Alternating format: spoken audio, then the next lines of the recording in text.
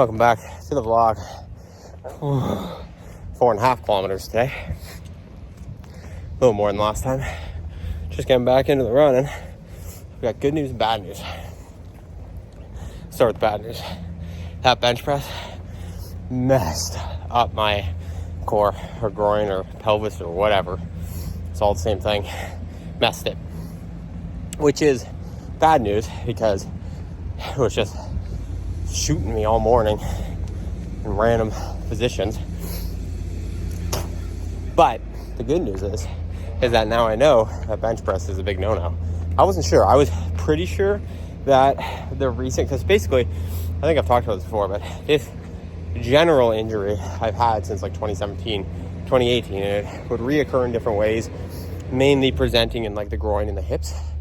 But in the last, since like October, it started to present a bit more like in the actual abdominals, kind of just like a pulling sensation almost.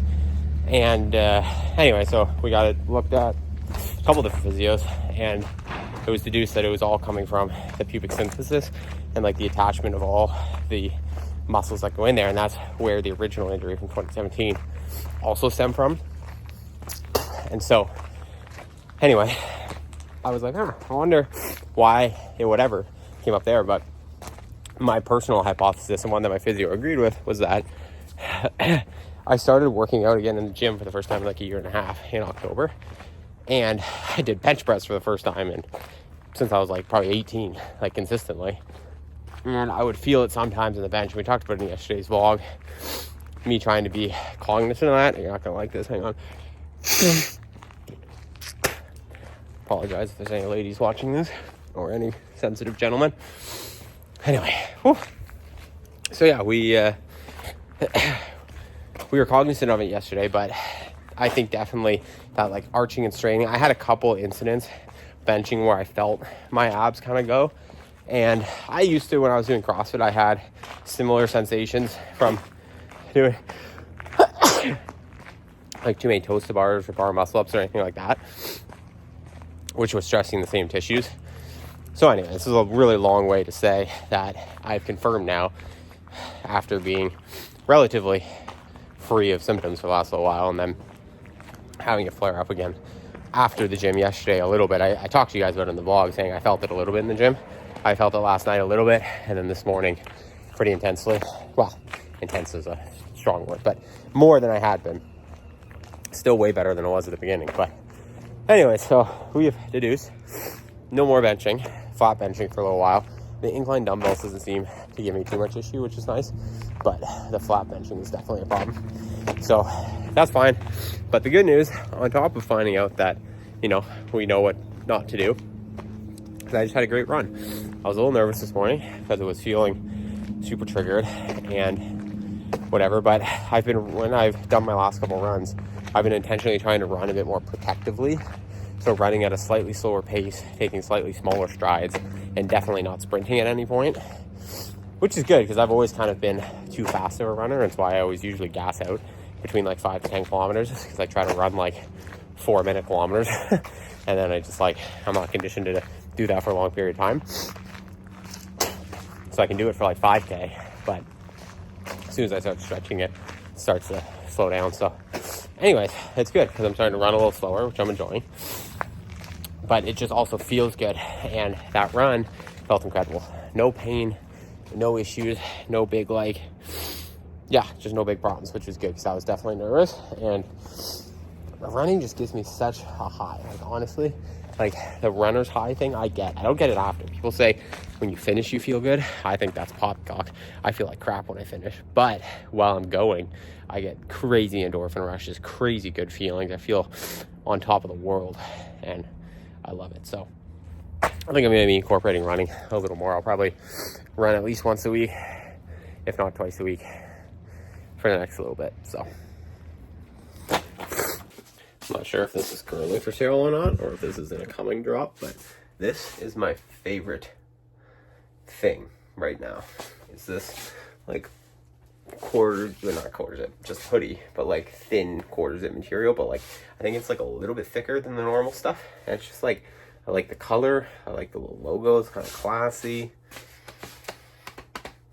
Looks good, although I can't tell if I washed it or not. It doesn't smell like bad, but it's got a little bit of a smell to it. Anyway, making some lunch. Today's an edit day. What is this? Oh.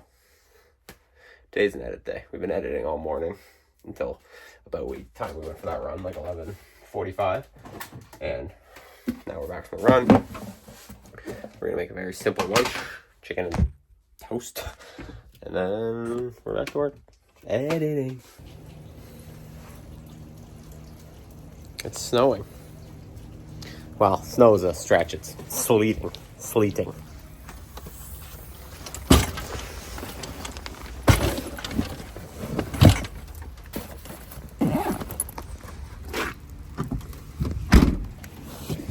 Well, as much as I complained about, it's cold.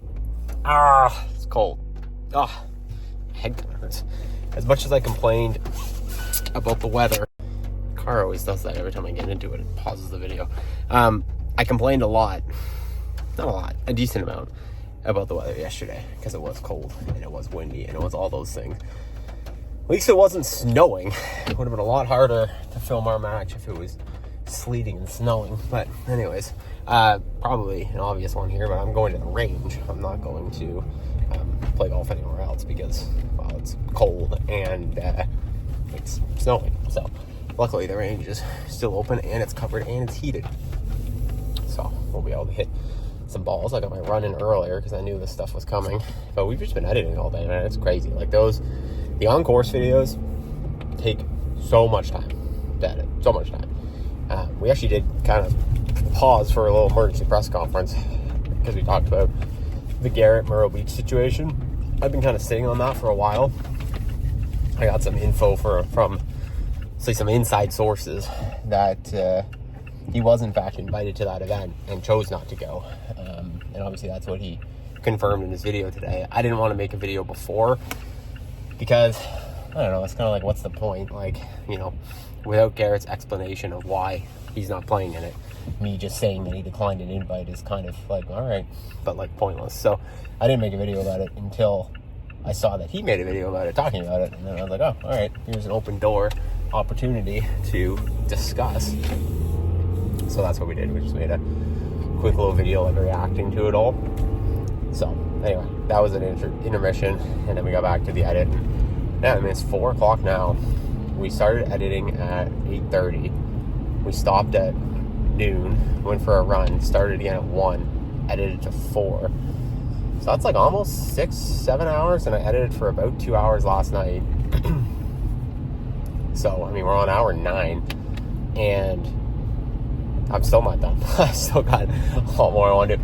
But it's like, it's so weird. Like, there are certain things about editing that definitely get a little annoying, but also those things, the more you do it, the better at them you get and the less annoying they become.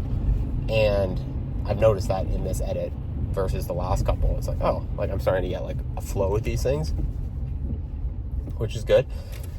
And like all the story really comes together in the edit. Like I was thinking about this yesterday, like while you're playing the match, you're always kind of just like, I don't know, like, is this gonna be good? Is this actually gonna be entertaining? Like, is this gonna be And then, like, literally, like, you start going in the edit, you start adding the cuts and the music and the sequencing and all that, and you just, like, you can craft that story into something that's, like, so, you really realize, like, what actually was happening and how interesting it is.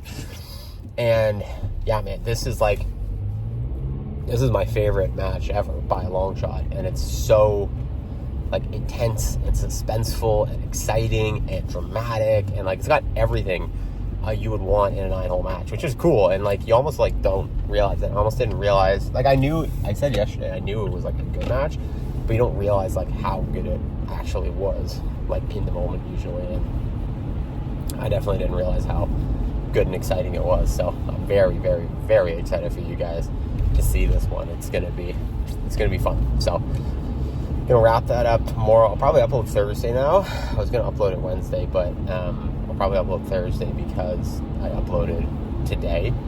I'll either upload Thursday or a little later tomorrow. I don't know. We'll see, depending on when I finish it. But yeah, it's exciting. Anyway, so we're going to hit some balls now.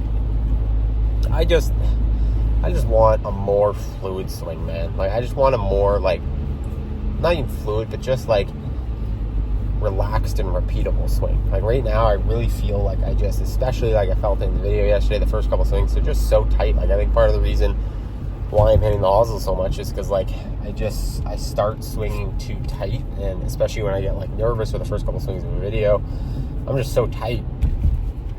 And I don't release the club, and, like, obviously, you know, with some of our new swing changes and, like, actually driving the hips through, and, you know, if I don't release the club face, the hosel gets presented to the golf ball instead of the center of the club face. And so, yeah, I don't know. I just, like, I want something, I just want to groove it. Like, I think I talked about this in previous videos, that, like, I just feel like I have all these changes now that I've made, which are good, but, like, I just need to groove it. And because it's not grooved yet, when it goes wrong, it goes really wrong. And that's what, you know, literally the last 2 matches I played, I've hit a hosel rocket on the first hole. So, you know, it's fine. We came back and we played great golf both times, but it's just like, you know, let's avoid that. Let's not have that be a thing. And the only way that's going to happen is through practice. So we're going to groove it at the range in the snow, oh, Canada. Nice to see I'm not the only golf sicko showing up in the sleet and snow to hit balls. Again, to be fair, it's a covered range in this heat, so it's not that hardcore. But we're grinding, baby.